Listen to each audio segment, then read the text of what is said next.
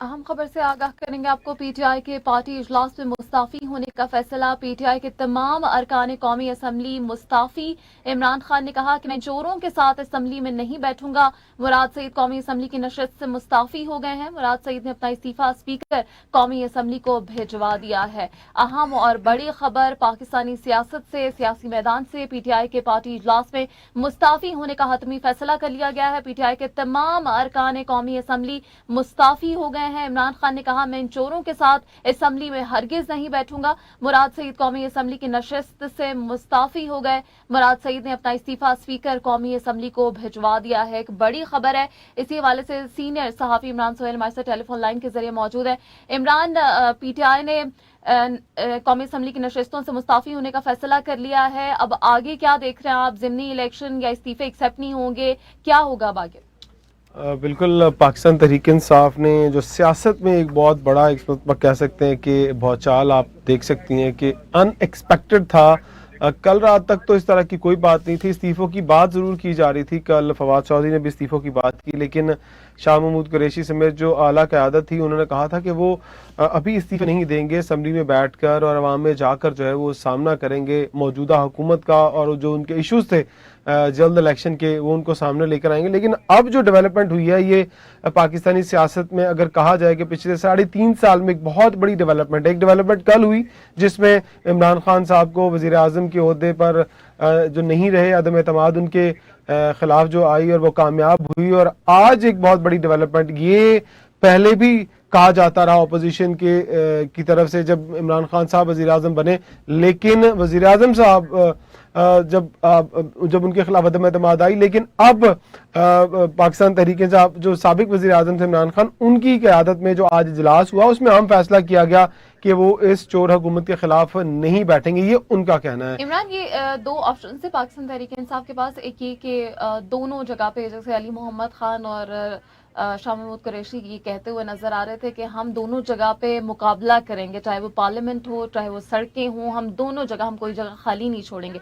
तो फिर आज एकदम ऐसा क्या हुआ कि ये फैसला ले लिया गया? मेरा ख्याल है कि रात जो भी कुछ हुआ वो शायद आपने भी देखा होगा टीवी स्क्रीन के ऊपर कि मुल्क भर से जो रिस्पॉन्ड किया है पब्लिक ने, उस रिस्पॉन्ड को देखते हुए और लोगों का जो एक जमे गफ़ीर मुल्क भर में हर जगह पर आया, उस जमे गफ़ीर को देखते हुए ये आई थिंक फैसला किया गया कि अगर इस क्राउड जो चार्ज क्राउड है, अगर हमने इसको नीचे जाने दिया और इस मामले को ठंडा होने दिया तो शायद ये उसका एडवांटेज नहीं उठा पाएंगे।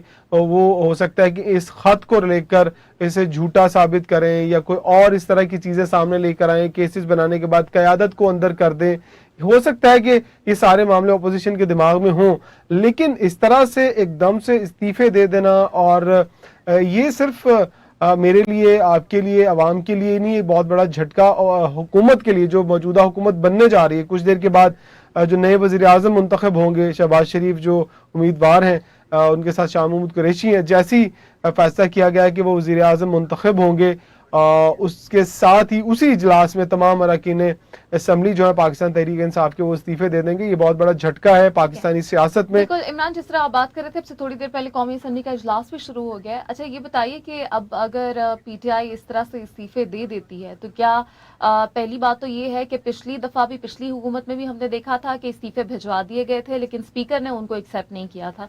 तो अभी आप क्या देखते हैं कि क्या, जैसे हम देख रहे थे कि मुतअद्दिद बयानात आ रहे थे पार्टीज की तरफ से, अब तो हुकूमत में आ गई वो पार्टीज, उनकी तरफ से ये मुतअद्दिद बयानात आ रहे थे कि ठीक है अगर इस्तीफे देने तो आपकी मर्जी। शहबाज शरीफ साहब भी हमें ये कहते हुए नजर आ रहे थे कि अगर देना चाहते हैं तो हम नहीं रोकेंगे, उनकी अपनी मर्जी है। तो इसका मतलब है कि पहले से ये लोग तैयार थे कि इस्तीफे आएंगे और मुल्क में ज़िमनी इंतखाबात करवाने पड़ेंगे।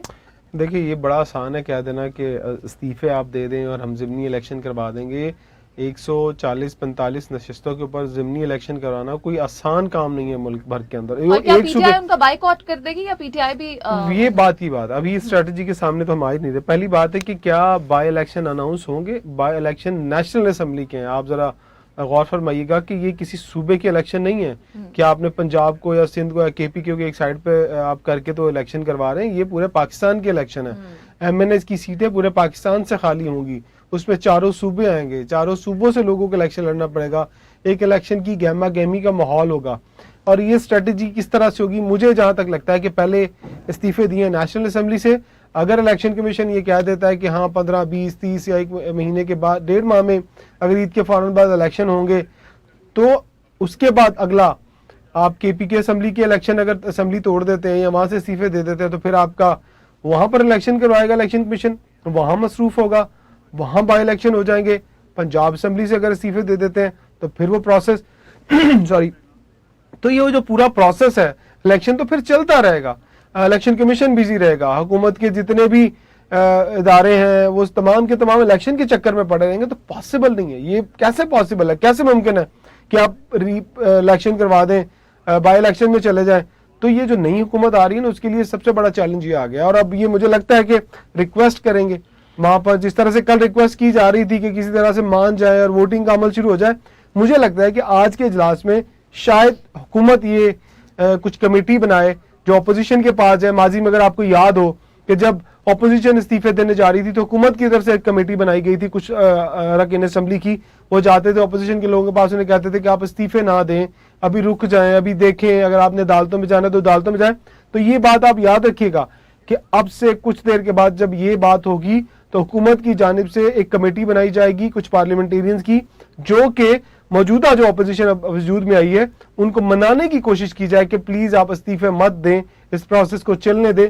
تو یہ چیزیں سامنے ابھی سے آنا شروع ہو جائیں گی. سلسلہ شروع کیا جائے گا. عمران, آپ کو کیا لگتا ہے, کل رات جو ہم نے مناظر دیکھے سڑکوں پہ, بالکل ٹھیک ہے کہ عوام بہت چارج تھے اور سڑکوں پہ بہت ہم دیکھ رہے تھے کہ پی ٹی آئی کے سپورٹرز جمع ہو گئے, اسپونٹینیس ایک ریئیکشن آیا تھا عوام کی طرف سے. لیکن کیا آپ کو لگتا ہے کہ ایک دن کے ایسے مناظر کو دیکھتے ہوئے مستقبل کا اتنا بڑا فیصلہ لے لینا یہ پی ٹی آئی نے مناسب کیا؟ دیکھیں, مناسب فیصلہ نہ تو یہ عمران خان نے خود کیا ہے, گو کہ وہ بحیثیت پارٹی چیئرمین یہ فیصلہ کر سکتے تھے کہ تمام لوگ استعفیٰ دیں. اس سے پہلے جو اجلاس ہوا تھا پارلیمانی کمیٹی کا, اس میں تمام اراکین نے عمران خان کو کہا تھا کہ آپ جو فیصلہ کریں گے ہمیں وہ منظور ہوگا.